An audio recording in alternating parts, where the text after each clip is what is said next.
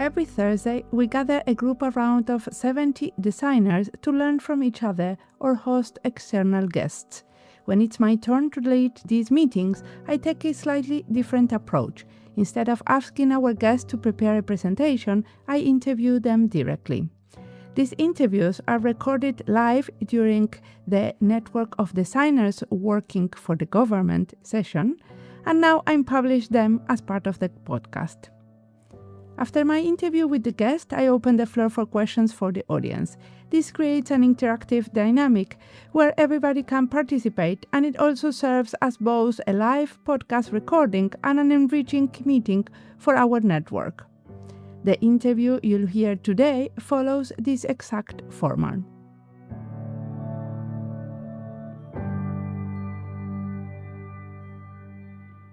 My guest today is Angie Tangaere, who works in the Auckland Co-design Lab in New Zealand. In this interview, she will tell us about her experience on indigenous leadership to develop and co-design whānau-led innovation initiatives. We talk about how the Co-design Lab has been shifting its practices to be able to respect and take care of the indigenous communities. My name is Mariana Salgado. This is Diseño y Diáspora.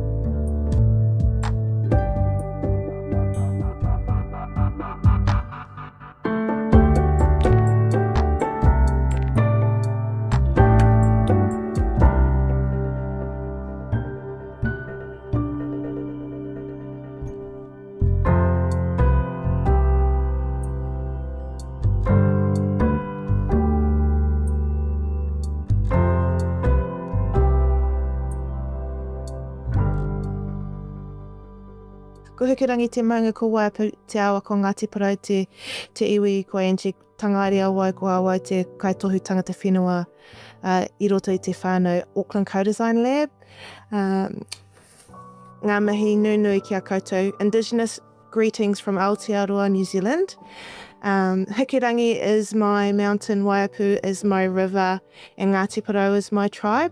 And my name's Angie Tangaere, and I am the Director Tangata Whenua, which is Tangata Whenua's People of the Land, alongside a Director Tangata Tiriti, Penny Hagan, who's our Director People of the Treaty at the Auckland Co-design Lab here in Auckland, Aotearoa, New Zealand. So what is the Auckland Co-design Lab? What are you doing?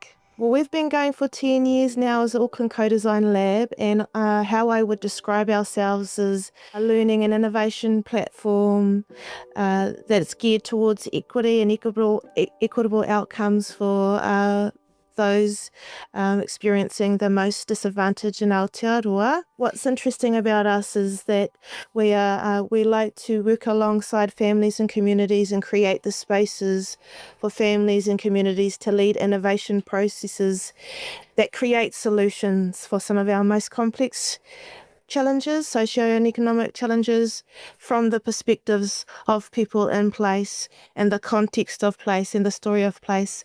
And then our job is to lift that up across the system. And when I say system, I'm mostly talking about government, central government, to understand what are the capabilities that need to be built for government systems to reorientate themselves towards what matters most for communities and families in place for their well-being. So we are located in place alongside families, mostly in South Auckland where I live there, and we're situated inside the local council here.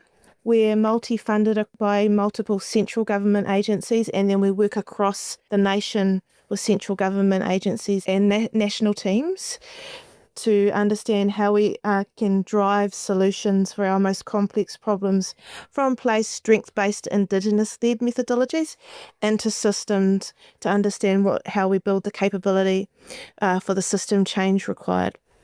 One question, what did you study? What is your Yes. Wow, that's a good question. Originally I did a law degree and a degree that majored in indigenous knowledge here in Aotearoa.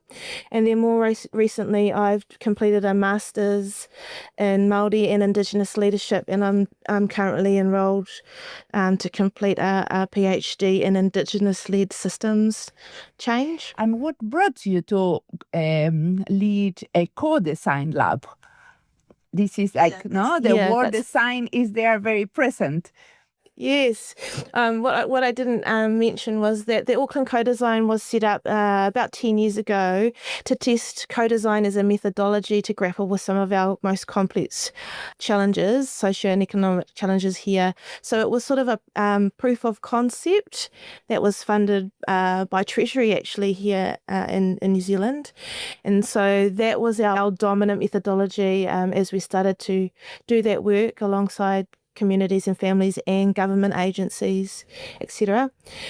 What drew me to this work was is a passion for social, cultural, economic and environmental justice, particularly for my experience as being an Indigenous person here in Aotearoa, whose tribe people have experienced all the negative impacts of colonisation, and a recognition that those negative impacts and those inequities continue, and without a significant system change effort, that they will continue to be embedded and they will increase. So why I was drawn to the Auckland Co-design lab and some of the innovation work generally was a recognition that without a challenge to the status quo, without a challenge to all the ideologies and values that underpin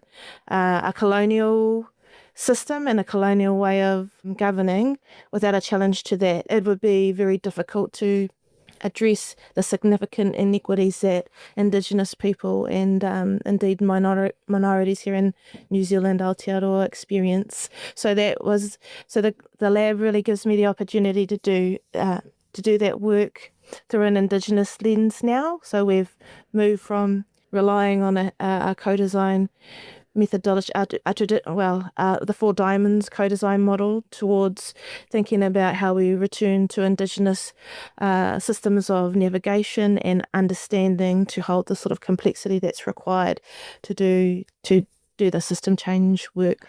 So can we go to like a concrete example? You said that you move from co-design to have methodologies that better embraced indigenous culture. If we can, for example, talk about the Te Toko Toru reference kit, at least this one I was reading about, is work that you have done to eliminate family violence and sexual violence. So how do you see in the concrete work that you do these transfers from co-design to indigenous methods? Indigenous approaches are what we would say tikanga, a set of values that curate spaces where you are nurturing people, where you're sharing power and control with people, where you're recognizing people for the wisdoms that they have, that they are the experts in their own lived experiences, and those set of values of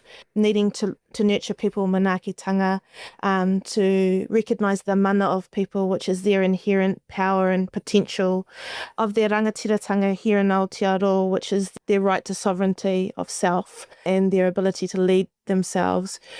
Using these types of cultural principles creates a really different space for people to step into and lead innovation processes as experts in their own right. And what's really important for me in this practice, in this Indigenous-led practice, is that those that are experiencing the most inequity and those that are removed the furthest from power, that we can create a space for them to feel like they are valued and that we believe in their potential and their ability to create solutions that are strength-based from Indigenous perspectives, taking into the context of Aotearoa, particularly colonisation of Aotearoa. So it's really important to create these spaces where particularly for me as an Indigenous practitioner, Indigenous people can see themselves in the space.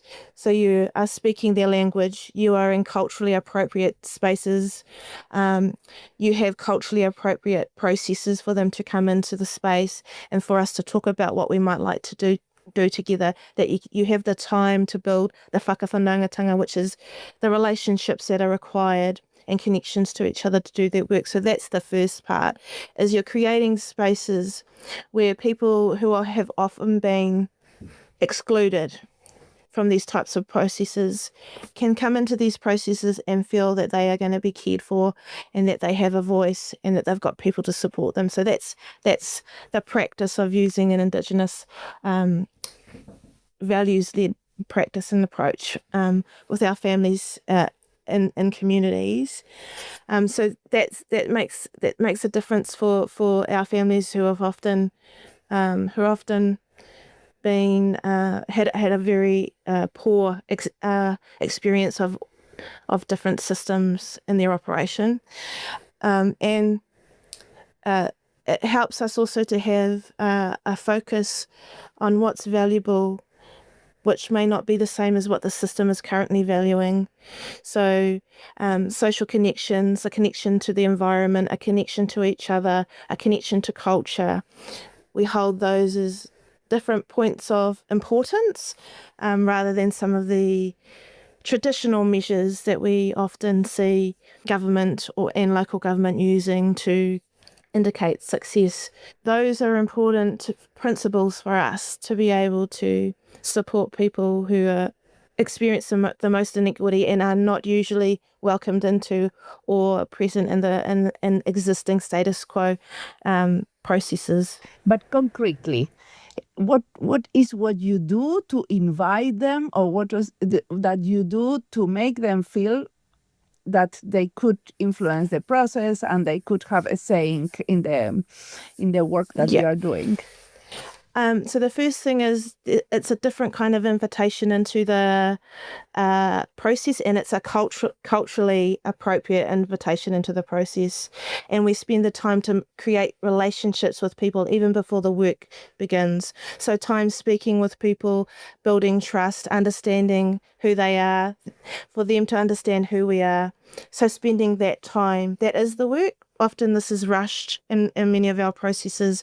We want to get straight into the work. We want to get the project going. We want the answer to the really complex solution. But we take the time, so that's going to see people, that's spending time with people, that's caring who they are, that's knowing their story, that's us trying to talk to them about what we are trying to do together. So that's one thing. And then they're invited into culturally appropriate spaces, so not our traditional government spaces. We call them marae. They're our traditional meeting places, so they are invited into a process, into cultural spaces. And then the other thing I would say, which is different, is we agree together what the principles and values are that hold us all together before we start the work. So it's not about jumping into the work, it's about understanding what's important in our relationship as we embark on this innovation journey. What are the types of principles that we need to hold together to hold each other accountable in the relationship, and how do we hold each other accountable in the relationship in the journey of the work? So those are the types of sort of practical things that we would do at the up front at the start of the process, and they are the foundation for all the work. So you return to that even when you're in the work doing whatever you've decided to test or prototype or try. We're fortunate to understand from the family's perspective and the community's perspective is what's going to make the most difference for their well-being in place. And that was some really key insights around families talking about that they want opportunities to heal themselves to be better for their children, and they wanted the autonomy to decide what that could look like. And it didn't necessarily look like a medical intervention. It could be a cultural response. They also talked about investing in what already works rather than what doesn't work. So understanding in their communities what are the strengthening factors, conditions that help them to be well, and start to invest into those conditions and that sort of social and cultural infrastructure.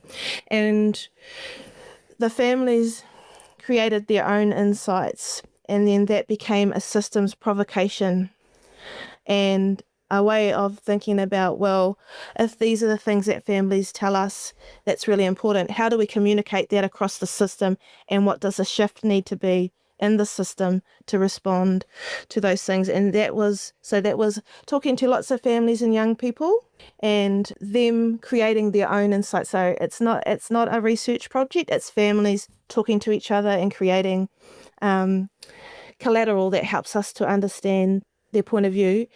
We understood that was a really good provocation to the system about we need to be thinking about healing and strengthening, not just responding. And as I'm sure you may have experience as well, often governments are investing almost all of their resources into crisis and responding. And so the provocation then becomes, how do we lift the voice of these families into the system to tell the system, this is what we need to be thinking about at a systems level, is how do we shift resource and efforts towards what works for families, it's strengthening it into what helps people to heal. That includes individuals, communities, and as a country as well. I'm not sure if you're aware, we're in the middle of a very deep conversation as a nation about Te Tiriti, our treaty here. So that's what we did. We worked with families, we gained the insight of what they were telling us is going to make a difference, and then we created the framework, Te Toru, as a provocation back into the system to say, of all of the agencies and all of the programs that we have running at the moment, which is a significant spend in terms of our national budget, how do we start to think about the ways that we reorientate some of that budget and some of that effort towards investing and strengthening what's already working, and also to thinking about how do we support people to be healing rather than intervening once harm has been experienced. And did you prototype some of these ideas? We did, and we also, our practice is that once the framework is created, it must go back to the communities to be endorsed. So it's not a case of us taking a whole lot of great insights from community and from families and then just going off and creating something and putting it into the system. So the framework's being tested at a local level through various initiatives. It's also been tested across the system, but the main thing is it was endorsed. Once it was endorsed by families and communities, we looked for opportunities where it was best suited to sit. And so in this instance, Te Toru went all the way to Cabinet here in Aotearoa, and it was signed off at Cabinet, and as you say, sits now in a national strategy. And so from the voices of our communities, some of them which are experiencing a whole lot of complexity, that their voices were lifted up to Cabinet level and now sit inside of a national strategy, which I think has had an annual spend of about $90 million. So it influenced at that level how we would think about healing and strengthening. And can I ask you something very practical? Because one of the reasons why we always are rushing in this type of co-design processes is because we are not paying the participants. Yeah, so it's difficult to commit them to a long process because sometimes we don't have the budget to make it happen.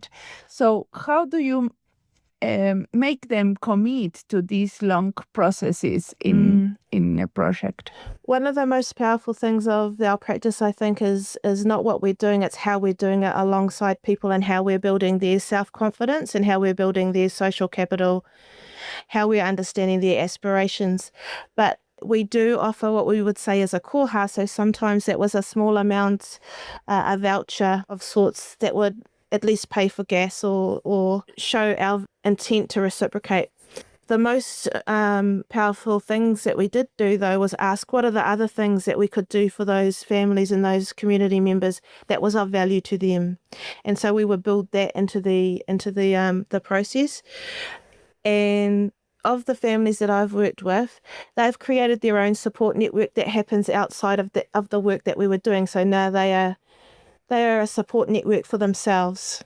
So that's probably one of the most enduring and powerful things that can happen out of these processes, is that you're connecting families and people in community who may have been isolated, and they now have a support network. And what's really important about that is, and what we like to think about is, what are the types of things that we're doing that support enduring conditions for families that can't be undone, that can't change if there's a change of government or a change of mayor or a political change. Is what are we investing into the local infrastructure that will be enduring whether we're doing the work or not? And social networks and social cohesiveness is certainly one. So you have created a kit, it's like a toolkit, right? So who do you envision that is going to be using that, right? Because you have created this kit as part of this collaborative process.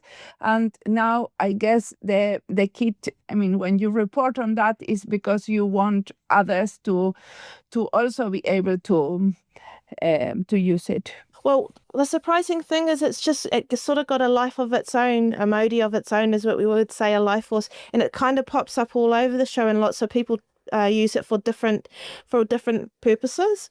But initially what we thought it could be useful to do is it acts as almost a diagnostic tool for government agencies, to think about where are they in the mix of all of those three things, and what could they be doing differently to move towards more strengthening and healing initiatives. So that's what it was initially designed for. And the national strategy that it sits in is it's a multi-agency response, that strategy. So it was really it sits amongst several agencies that are trying to support the elimination of sexual and family violence. And that's what we initially thought it was useful for. But it's been used in many other spaces. It's been used in communities to think about how court processes could be more effective from a young person point of view. We have community groups that have used it, talked to individuals that have used it for their own families. So the initial intention was it was a system change framework, a system change provocation for us to move away from continually investing in crisis intervention and sort of system failure. But actually it's popped up all over many different places. Many different people use it for different purposes. And then they call you in order to advise them on how to go with this type of frameworks, or they don't need you, or they can use it independently? Most people just call us to say they're going to use it. Is there anything that we can advise them or support them with? We're a very, very small team. We can't be across in detail all of the pieces of work, but yeah, that's how it usually happens. There have been other pieces of work we've been alongside agencies working quite intensively to understand how it might be utilised, but others have just utilised it in the way that they see fit. The only thing we would say to people is that at the heart of it, what's most important is that people are treated with dignity. Families and communities are respected and treated with dignity. That would be the only disclaimer. Otherwise, Mariana, when you put things out into the world, you're putting them out into the world. They can go wherever they like, really. True. Yes, I'm wondering, because today in the morning we are around 45 designers working for the Finnish government. So I wonder, how do you advise us to read and to appropriate these type of tools? Well, the first thing I would say is I would encourage you all to connect to Indigenous knowledge of the land of which you are. There's so much for us to learn from these deep wisdoms of place, and often they're the antidote to the types of systems that are operating and causing trauma and harm. So that would be my first piece of advice. But if I was to advise you about how you might use or think about te toko toru, it would be to say it really just is a provocation for us to think about, as a system, how do we move away from having to resource system failure and crisis and think about across the system, where are the opportunities existing in the government system where there's an opportunity to be more proactive and think about prevention in terms of how do we know what's working, what communities tell us will work, and how can we do more of that? And then how not only do we support healing for communities and families, but one of the provocations for us is how do we heal the system we're in? And how do we heal ourselves as being part of the system that we're in when it's quite clear it's not working and it's causing harm? So I would just think about healing and strengthening in a more preventative approach. Think about where the conditions across government currently are, and what are the levers, what are the system change levers you might be able to optimize. You were previously talking about measuring and that you have other ways of measurement. So they're asking here, what kind of metrics do you use for measuring these type of things that are difficult, right? Like healing, for example. I would like to say, first of all, we haven't nailed it. So we haven't got all of the answers, but for us, the best place to start is to start the metrics, building the metrics from communities and families' points of view. And so initially what we were doing was we were asking families, what would that look like for you? And then we were noting those as the types of metrics. And what's interesting about that is that they often wouldn't show up as what people might think are traditional healing metrics. So healing for some families were the opportunity to grieve a loss, to grieve in one particular instance, the loss of a child. So an opportunity to grieve. Other metrics, though, were things like opportunities to provide community leadership. So where they've been able to step into a leadership position, they felt that was healing. So where are those opportunities and how do we facilitate those? Some families talked about the opportunity to connect to their culture, to their language, to who they are as healing. So that's how we started to try and build out so they're quite different, as you can hear, from what traditional systems, particularly health systems, might think. Well, yeah, so that's how we start. So what we've done is built up metrics from communities and families talking about what's important for them. You mentioned before that you were a small team. How many are you in the lab? At the moment, I'll have to do a quick head count. We're seven people. Okay, and most of them, they are coming from which disciplines? Design background, environment, Te Taiao, which is our environment, Mātauranga Māori, which is our traditional knowledge system, indigenous knowledge system. We have someone who has a very specific expertise in evaluation and data analysis. Yes. We have people who have a background in social services and sexual violence. I have a background in social services and health service, as well as social development and Māori development. So very varied. Yes. And Ossi is asking, what are the key challenges in shifting from a deficit model into a strengths-based approach as outlined in Te Tokotoru? Well, two things spring to mind immediately, and you'll already know this. We should be asking you guys these questions. You can give us the answers. One is mindset. Is that because people can't get their head around exactly that question that was asked? How do you measure prevention? How do you measure well-being when we don't have those types of measures? So one is mindset around helping people to understand it is possible. So that's part of our job, is to demonstrate. I know it's only on a small scale, but to demonstrate it is possible to move towards these things, and this is how you might measure it. So that's the first one. And then the second one, and you'll all be aware of it, is it's the inertia of the system to be able to initiate, small changes in the right direction, that the system is it's so self-protective, is that anytime you try and do something new in one part, the rest of it sort of seizes up and says, computer says no, we can't do it. So those are two of the challenges that we've experienced.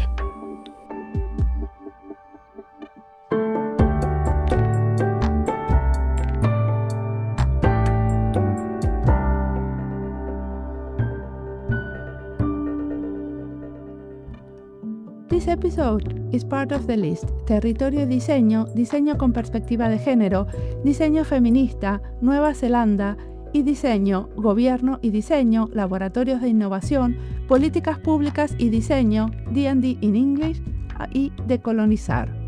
The titles of the lists are in Spanish, but each list contains episodes in English. The D&D in English list includes all the episodes published in English. Over time, we've been building a solid collection, and if this is your first time listening to us, now you know there is plenty more to explore.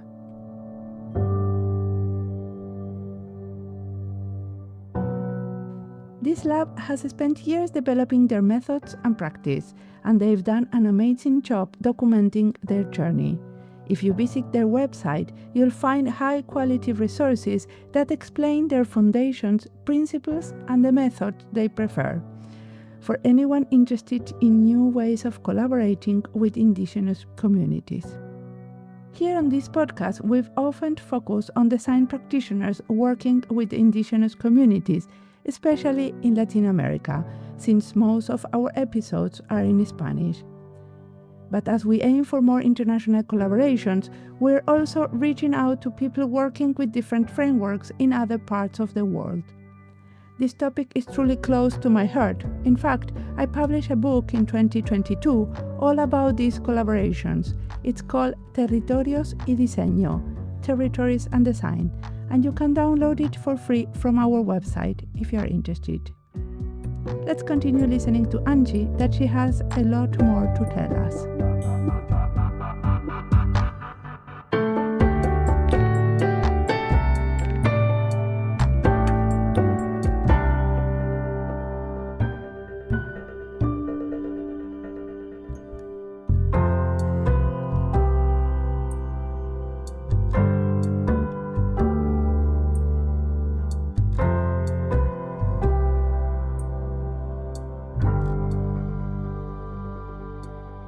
And where do you think the direction of the lab is going now? Or what is the future? How do you see it? We're just asking ourselves that question right now, actually, Mariana, after 10 years, what have we learned? What impact have we had? We're in this work to do the right thing for people, so we want to make sure that we're doing the right thing and having an impact. So at the moment, we're just reflecting on the last 10 years and what we've been learning about that, and then we're thinking about where are the systems opportunities and where might we best deploy our focus. We're clear about one thing: the positionality of being in place alongside families and communities and in system, and being indigenous-led, really important parts of who we are as a lab and our practice. So those things would need to be true for us to continue to do the work. At the moment, we're just thinking about, what is the work that we want to be doing that would support the better outcomes for families and better outcomes for people that are experiencing the most disadvantage. I have been also working in a lab with a small team, and one of the big problems was how to choose the projects in which you involved, right? It's always one of the questions now, how you prioritize so you really have an impact and your work is value in that area. How do we do this? Yes. Well, we learnt by trial and error, that's for sure. We did some things and then we weren't that sure that they were that impactful. But I think what we can recognise now, and I'm sure you all can too, is that there's a set of conditions that we know now needs to be true for us to be able to do the work and have the impact. And those things are things like you've got a leadership that believes in the change process and wants to do something of scale. You've got a strategic mandate of that agency. There's enough resourcing to be able to do something different. It's connected to something that we know is important to families and to communities. There's some kind of level of capability inside the system that we can come alongside. One of the things that we've learned is that as a lab, we sort of come alongside people and we help do the work. Sometimes we're having to build capability inside that team too, and inside the system as well. I'm sure you've had to as well. And what we've learned is that there needs to be a level of capability, otherwise it's too hard to do the work and build the capability at the same time. So one of the questions that I always ask at the end is like, what are your references? And for me, in this interview, it's kind of very obvious. But if we would like to read or listen or watch something in that has really inspired you, what is the material that you recommend us? I would like to recommend another innovation team. They're not inside a government, but they're called Tokina Terake, and they are indigenous-led innovation lab here in Aotearoa, and have a particular emphasis on being youth-led. So they've got a whole bunch of really amazing young people who are leading change. So I would recommend that, and I'm happy to send you the link to that, Mariana. It could be super interesting to also have a chat with them. Do they also work within a design framework? They've developed their own indigenous framework, and theirs is really special because it's derived from a tribal perspective. So it's very specific to where they are and where they are in the world. Yeah. It will have elements of design.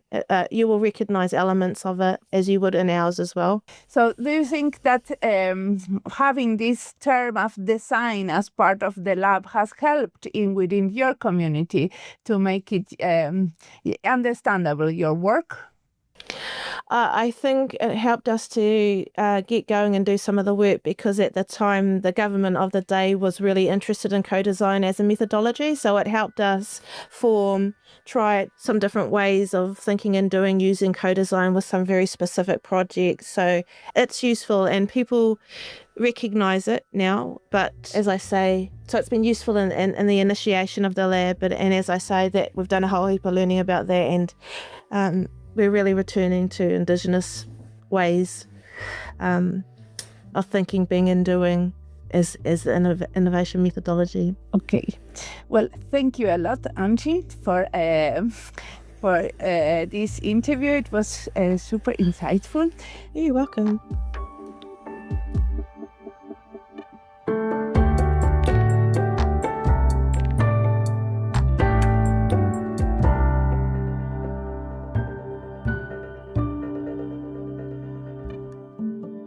This interview with Angie is perfect to open the window to a whole series of 10 episodes on decolonizing design through dialogue.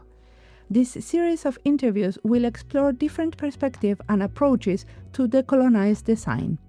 The Design History Society has given me the Decolonizing Design History grant to produce this series and advise me on who to interview outside Latin America.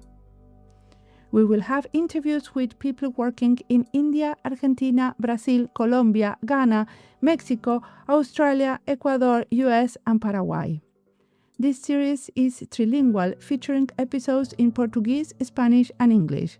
Some of them are design practitioners or artists, and some of them are design researchers. Whenever I plan a series, I look for diversity not only from a geographical position, but also for a discipline one. Hope you enjoy and recommend this series to your colleagues.